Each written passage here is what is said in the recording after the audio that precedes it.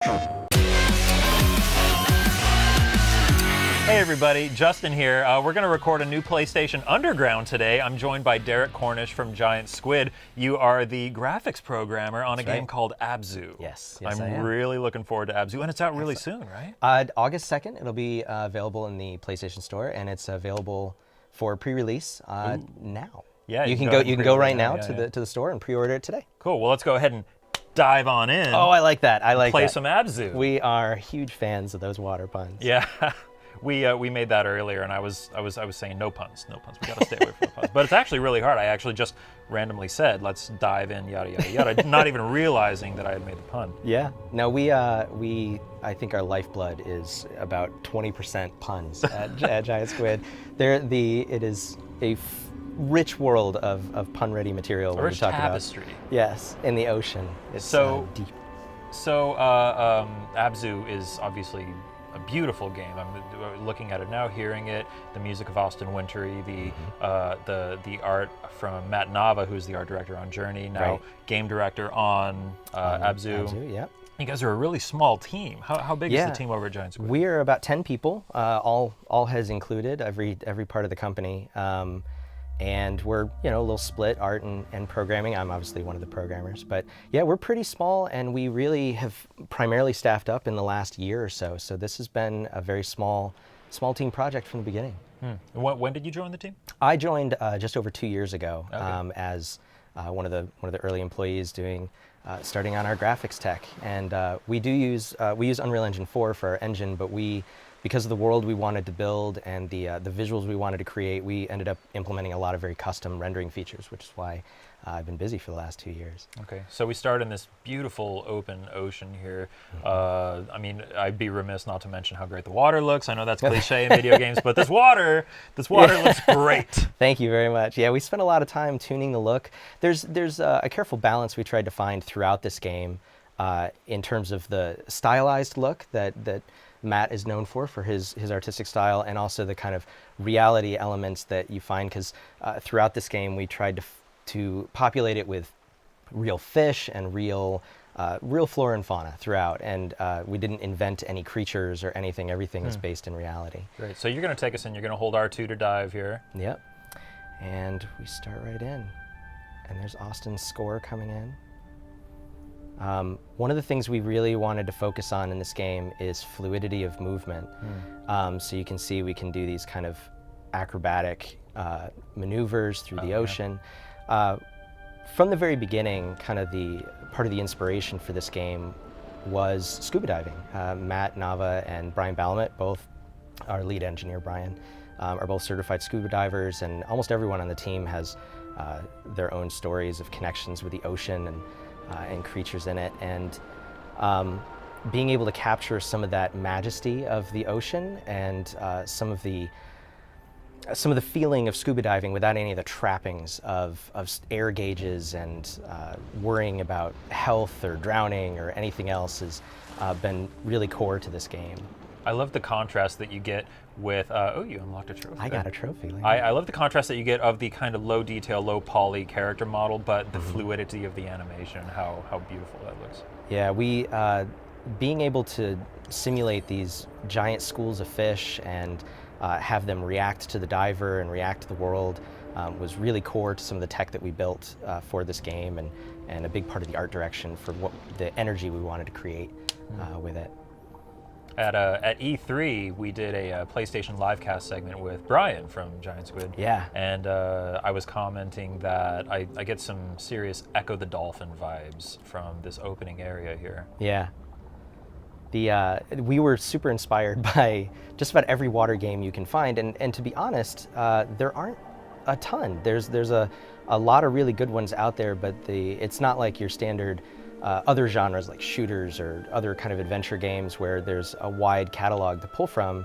But I mean, everything from Endless Ocean to Echo the Dolphin and all those things served as a lot of inspiration for the kind of worlds that people have tried to create underwater. We went our own, we have our own vibe, our own direction, but I think we're happy with what we're adding to that catalog. So yeah, you can see here I'm waking up this little drone buddy of mine. And this is another thing, so I was touching on some of the core tenets of the game. Fluidity of motion and everything is very important for the controls and how you navigate it. But and as you saw very early in that early School of Fish, connection with the environment, connection with the creatures is all super important as well. And although you wake up lost in this ocean as this diver who doesn't know who she is or where she is, you quickly encounter creatures that move with you and respond to you, and environments that are reactive and lush. And so you very quickly kind of feel almost connected to it at the very beginning. And as we go deeper and deeper through the story, we unlock more and more secrets as to some of that connection and your relationship with the world. You referred to the diver as a she. Is that is she explicitly a female, or is it more of a interpret the character as your own? It's your a little own it's a persona? little interpreted as you like, and I think we've just always referred to the diver as more of a she, I guess. But there's nothing particular. There's no specific gender associated. But I think we've always felt more comfortable having I don't know, something about less.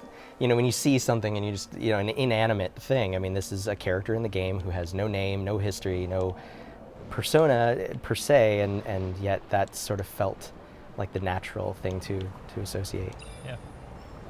So we're seeing some cool stuff. Oh, a meditate button. Yeah, so this is another important element of the game that we decided to put in. Let me go into this meditation mode. So this is this will be accessible. Like, there are many of these meditation statues throughout the game, and we encourage people to find them and to collect them. We actually have it, I think, off the main menu. You'll be able to go back and revisit these locations. Each one of these locations is in these different rooms where you'll be able to, like, you can explore, you can click around and observe the different life in there. So right now I'm looking at one of these little yellow kelp fish, and over here, what do we have?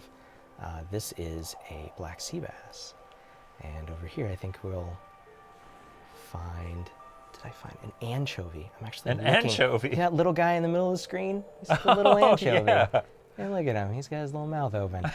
So every one of the creatures in here is, you know, like I said before, they're based in reality. This room in particular has a lot of inspiring things from the California coast. When Matt and Brian went scuba diving off of Catalina, off the coast, in that very water, you'll see a lot of the redfish, the red and black ones there are sheephead, and the orange ones down here are Garibaldi, and those are well known just off the California coast as being kind of one of the more iconic fish here. But yeah, these are all, like, we're inspired by nature. We didn't feel like we really needed to make a whole lot of stuff up, because the ocean is just so full on its own, with its own magical creatures and really bizarre environments, and yeah, it was a huge palette to choose from. If anything, we wish we could have put a lot more in. If we had a lot more time to work, I think we would have just never ending have added more and more strange things. It's like a next generation screensaver. A little bit, yeah. That the meditation mode is intended to be a little bit like, you know, it's a learning. You can learn what all these different fish are and what the different creatures are, but you also can you could just leave it on, and it'll go on its own. It'll switch between fish and kind of let you observe the environments that we've built. Yeah, I think I'll just let that run on my desk while I'm working. Totally. We also have creature riding, which we saw a little bit when we first came into this room. Oh, he's hungry. Oh, he just ate that guy. Yep, they get a little hungry. But yeah, we have creatures throughout the game you can ride. There's these groupers. I think a little later today you might be able to see some dolphins that will ride. And then there's even much larger creatures down in the deep and in other parts of the ocean that you get to have very close connections with, that are riding as well as just kind of experiencing things with those large creatures. Cool. And connection like that is a core tenet of the game, being able to feel connected to the life and the environment. The way you affect it and the way it affects you back is another big part of the game. There's kind of this metaphorical message throughout about discovery and exploration, not just of the world around you and how it affects you, but also of yourself, and kind of discovering things about yourself. And it kind of becomes this metaphor for a deeper understanding of the self as well. Not without getting too philosophical Sure. about the whole thing. I mean, it's still a fun adventure game, and it's beautiful. But if you think about it, it takes on different meanings as you play. You saw there a glimpse of a great white shark. Yeah, lots of shark imagery in this game. Yeah, that shark, that was another core tenet too, is that we wanted to have another primary character in the game, and that shark is that character in a lot of ways. He is he's not a controllable creature or anything, but you have a lot of very connected interactions with him, and his story evolves as yours does through the game. Here, I'm going to pick up a little collectible seashell. Oh, cool. Yeah, there are little collectibles like that throughout the game that we encourage people to try and find as they explore the environments. And there may just be a reward for finding all of them. Ah, okay. Not to give anything away, but... I feel like at any point during this game, you could just press the share button and end up with a desktop wallpaper. You absolutely can, yeah. We've made sure that all works really well. We encourage screenshots and videos. And here you'll find a different area. Ooh. That's interesting. So we're drawn into this area here. Huh. I think That doesn't look natural. there's something a little strange about it, a little magical.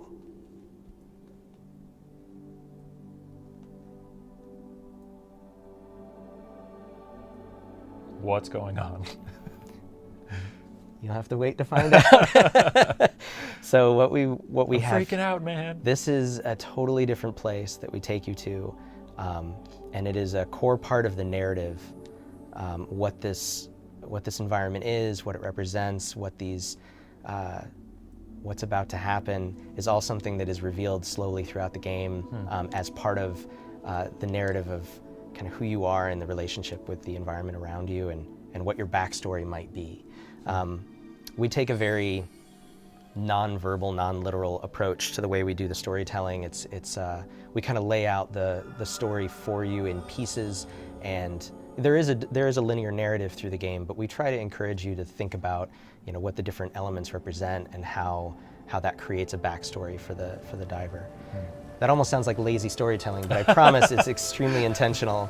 We do have ideas in mind for exactly the kind of backstory and what everything represents, but we think part of the fun of this kind of game, kind of like with other games, like Journey, for instance, in the past, Matt Nava and Austin Wintory have worked on Journey before working on this game together, and that game was similar. The story isn't laid out for you. It is a linear progression, but it encourages you to kind of find your own story within it and your own meaning. So in a couple of years, Matt will come out and say, "Here's what it all meant." Exactly. Well, once the Anybody who conspiracies guessed get out of this, control, you were right, yeah. You were correct. So what you saw there is we went into this other space, and something happened where something came from within us out into that spire, the heart coral there, and we came back and life emerged in the room. Huh. And why that happened and what it represents is something that we find out as we go further and further through the game. So we won't reveal too much here, but this is an example of another one of those larger creatures you get to ride. I love that it shows the creature's name as you encounter it too. Yeah, we do that, especially in the meditation mode. We do Yeah. it, but I think we do it throughout the game now. And so any large creature you ride, there's a little indication of what you're riding and what it is. I think I can even do. Whoa, flips. cool. So you still have control over your direction when you're riding a creature. Yeah. You can kind of steer it. You can kind of steer it. It's larger creatures are a little harder to control, but it's not because we're trying to take anything away from you or because it's hard to do. It's just it's a more independent and large creature compared to you. So it's kind of a little bit of that back and forth. So yeah, we tried to create these real rich, lush environments and give you fluid movement through it, and lay out kind of a mysterious narrative for you to piece together. And you're going to see another piece of that as we go into this area here. How many different stages or environments are we looking at in the final game? There are a bunch. I'm trying to think of I got some weird hieroglyphics or something on the cave So paintings. this is an example. There'll be some of these scattered through the game that kind of help reveal some of the story elements. And not to linger on it too much, we'll let you find more in the future. Okay. There's also this, which I won't talk about too much, but this plays into some of the other secrets that you'll find through the game. Jellyfish just hanging out. Yeah. I'd say that, there's in the order of, 8, 10 levels, something like that, but each level is fairly, some of the levels are pretty long and long. I mean, this isn't a 20-hour game or anything, but whoa! Oh my goodness! Surprise! That was rude. Yeah. That shark that we saw earlier isn't necessarily a huge fan of your little drone buddies. Yeah, I guess he's not a friend. So another thing that we have throughout are these little areas that you can wake up. And I opened a couple of these in the kelp forest when we first started. Yeah. Each one has different creatures in it, and they're all, so a lot of the areas you go into will already be full of rich life, but you'll be able to find a lot of these little secret places that'll release even more into the world.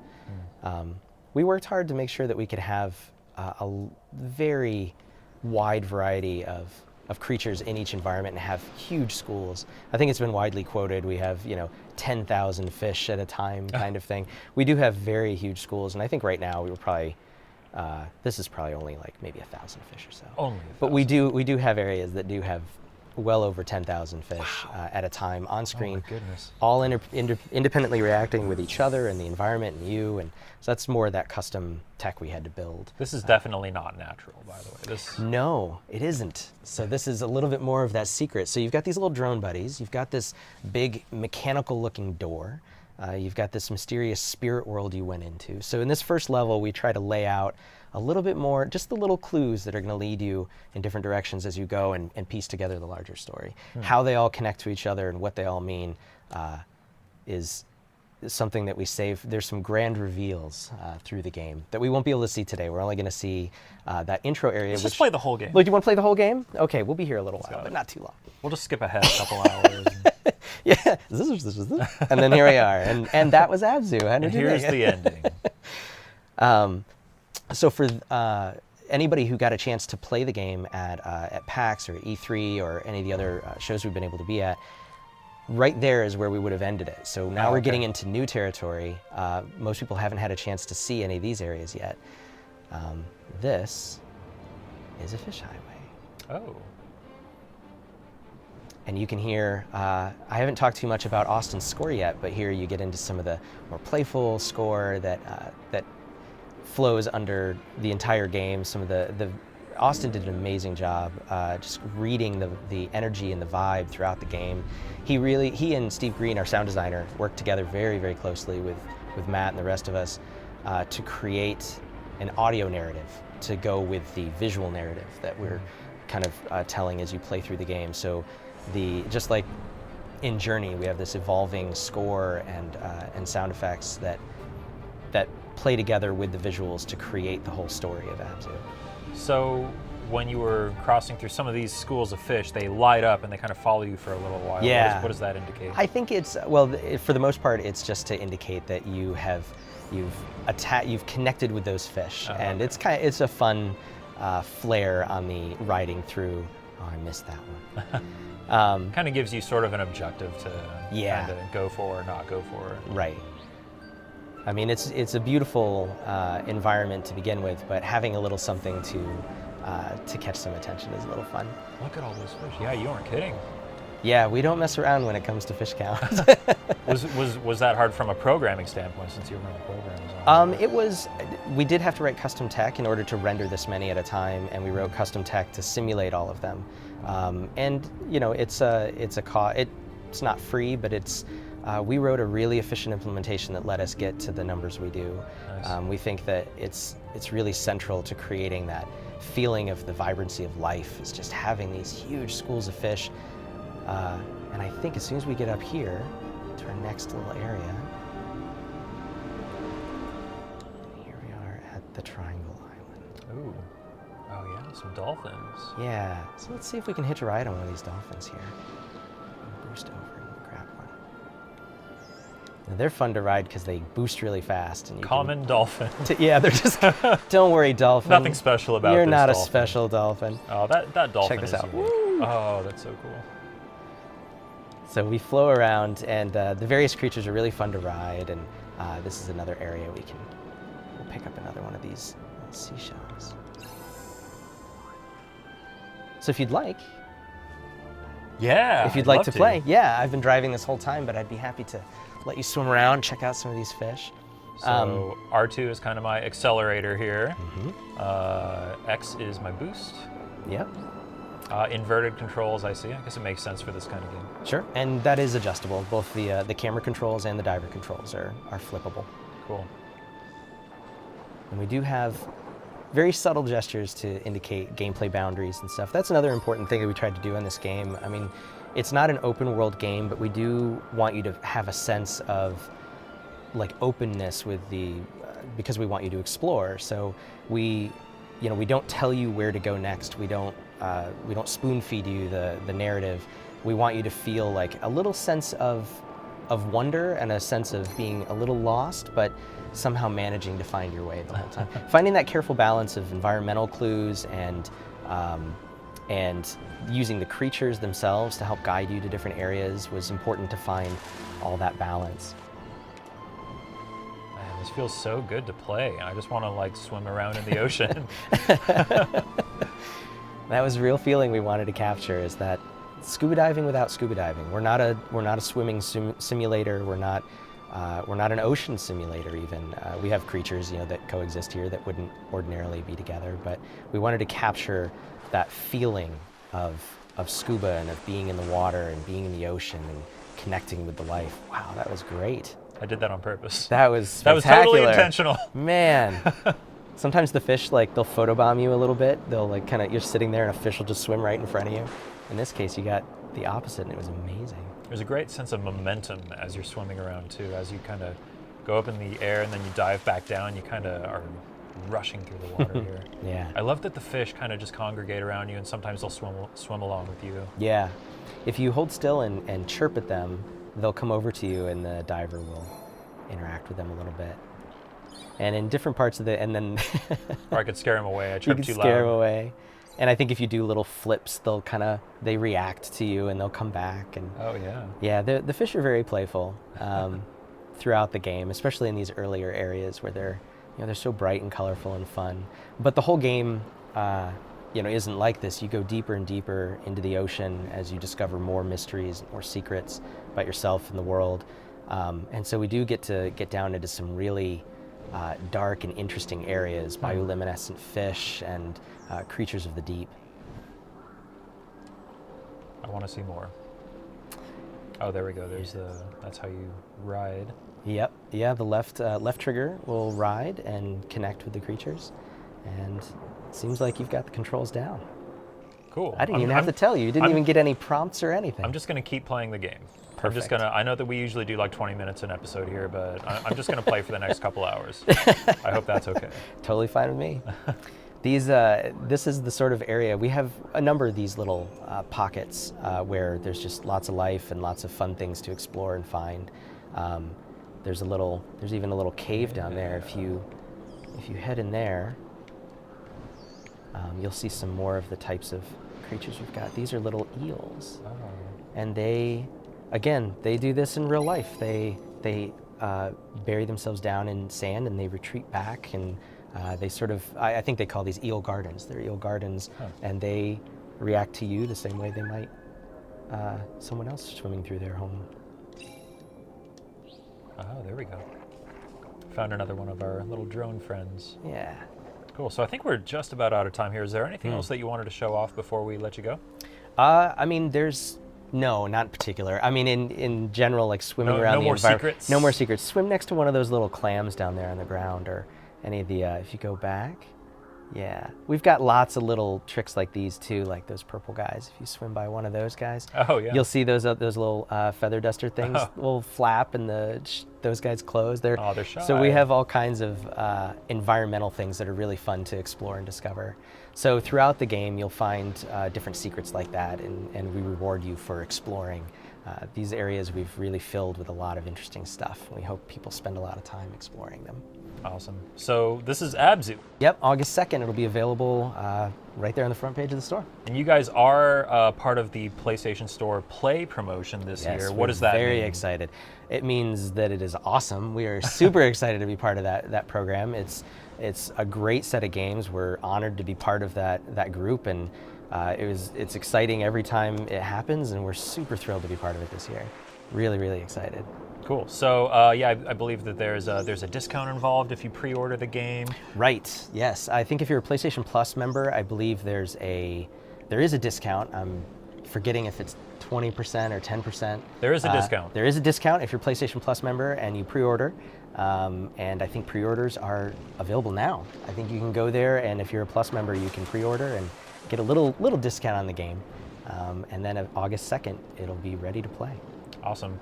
Well, thank you very much for joining us, man. Man, it's been my pleasure. This has been a lot of fun. Yeah, cool. So that is Abzu. Pre-order it now on PlayStation Store. Thank you for tuning in, and we'll see you next time.